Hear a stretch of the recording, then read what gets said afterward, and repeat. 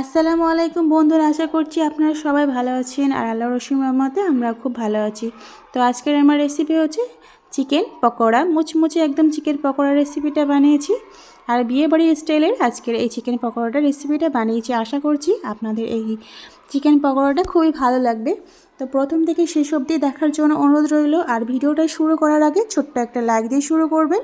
একটা চিকেন পকোড়াটাকে আমি আপনাদের সামনে ভেঙে দেখাচ্ছি কত সুন্দর মুচমুচে আর লোভনীয় হয়েছে, যা বলে বোঝাতে পারবো না।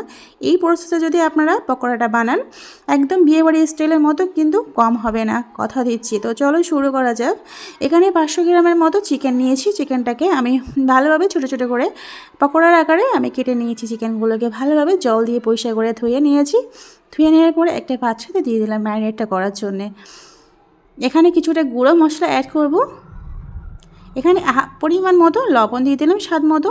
এখানে হাফ টিস্পুন করে জিরা গুঁড়ো দিয়ে দিলাম, ধনিয়া গুঁড়ো দিয়ে দিলাম।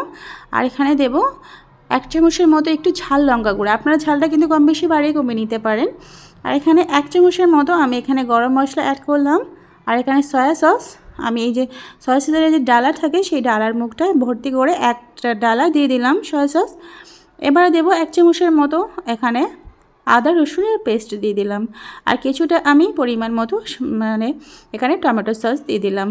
দেওয়ার পরে হাত দিয়ে ভালোভাবে ম্যারিনেটটা করে নেব। তো আমার ভিডিওটা যে যেখান থেকে পারছেন দেখছেন, দেশ বা বিদেশে বাইরে, তাদেরকে অসংখ্য অসংখ্য ধন্যবাদ আজকের আমার এই রেসিপিটা দেখার জন্যে।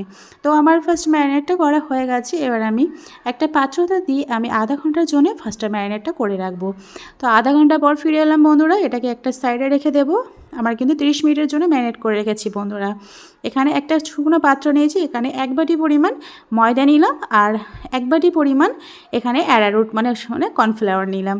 এখানে হাফ টিস্পুনের মতো হলুদ গুঁড়া দিয়ে দিলাম, একটু ঝাল লঙ্কা গুঁড়া দিয়ে দিলাম, আবার একটু গরম মশলা দিয়ে দিলাম হাফ চামচের মতো। এখানে একটা খাওয়ার সোডা দিলাম হাফ টিস্পুনের মতো। এই খাওয়ার সোডাটা কিন্তু মাস্ট দিতেই হবে।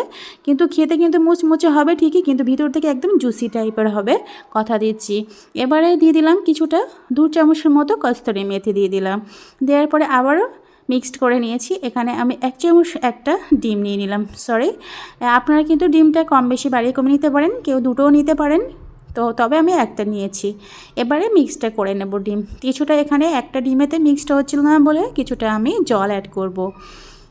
তো আমার চ্যানেলে যারা এখনও নতুন, প্লিজ তোমাদের যদি আজকের এই রেসিপিটা ভালো লেগে থাকে তাহলে প্লিজ সাবস্ক্রাইব করে পাশে থেকে যেতে পারেন। তো এখানে কিছুটা জল দিয়ে ব্যাটারটাকে খুব ভালোভাবে বানিয়ে নেব। এই প্রসেসে যদি আপনারা বাড়িতে একবার হলেও ট্রাই করে দেখবেন, খেতে কিন্তু দুর্দান্ত লেগেছিল বন্ধুরা। তো ব্যাটারটা অলরেডি গোলা হয়ে গেছে। আর যে চিকেন পকোড়াটা ম্যারিনেট করে রেখেছিলাম সেই ম্যারিনেটগুলোকে দিয়ে আবার ভালোভাবে হাত দিয়ে ম্যারিনেটটা করে নেব। তো আবার আমি এখানে 1 ঘন্টার জন্য ম্যারিনেটটা করে রাখবো। যদি আপনাদের কাছে সময়টা খুব কম থাকে তাহলে কিন্তু 30 মিনিটের জন্য ম্যারিনেট করে রাখলে যথেষ্ট। তবে ম্যারিনেটটা যত খুব বেশি রাখবে তত কিন্তু চিকেন পকোড়াটা কিন্তু খেতে খুবই সুস্বাদু হবে। তো এখানে অলরেডি মাখানো আমার কমপ্লিট হয়ে গেছে। এবার আমি একটা ঢাকনা দিয়ে একদম টাইট কন্টেনারে, দেখতে পাচ্ছেন, পুরো একদম রেখে দেব 1 ঘন্টার জন্যে। তো 1 ঘন্টা পর ফিরে আসবো বন্ধুরা। 1 ঘন্টা পর ফিরে এলাম। এবার আমি গ্যাসেতে অলরেডি রিফাইন তেল গরম করতে দিয়েছি। অলরেডি রিফাইন তেল আমার গরম হয়ে গেছে। এবারে পকোড়াগুলোকে আমি এক এক করে আমি দিয়ে দেব। তো একসাথে তো ভাজবো না, কারণ একসাথে দিলে কিন্তু পকোড়াগুলো কিন্তু ফুলবে না। আর কিন্তু একসাথে গায়ে গায়ে দিয়ে দিলে কিন্তু সেই হিসেবে পকোড়াগুলো ভালো হবে না। সেজন্য আমি এই পকোড়াগুলোকে আমি 3টে ভাগ করে নিয়েছি। 3টে ভাগ করে 3 বারে ভাজবো।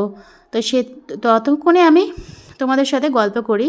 তো যাই হোক বন্ধুরা, আজকের এই রেসিপিটা কেমন হয়েছে কিন্তু কমেন্টে জানাবেন পুরনো বন্ধুরা।